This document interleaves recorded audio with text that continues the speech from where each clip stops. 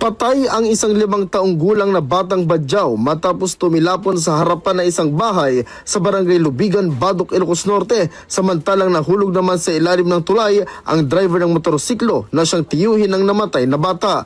Ayon sa investigasyon ng Badok Municipal Police Station ay bumangga ang kanilang sinasakyang motorsiklo sa isang metal railings at signage at dahil sa lakas ng impact ay tumilapon ang dalawang biktima. Sabi ni Police Lieutenant Jonathan Alonzo, Deputy Chief of Police ng Badok PNP, ay pauwi na ang magtiyuhin nang mangyari ang insidente at di umano'y mabilis ang pagpapatakbo ng driver sa motorsiklo. Basically, pinakita tayo nga perdi dito railing sir. Kunate nga natakay sir. Na beng-beng di niya ko sir, dito black sheet. Nakulpi pa sir, di dyan.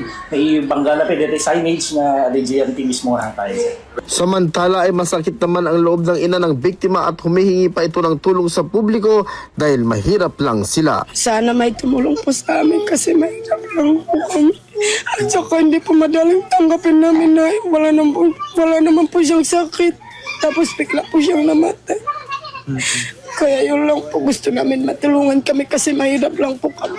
Samantala, muling nagpaalala ang pambansang pulisya sa mga motorista na gumamit ng safety gears habang nagmamaneho. Kasama mo mula dito sa IFM Lawag, Idol Lawrence Martinez, Tatak, RMN Network News.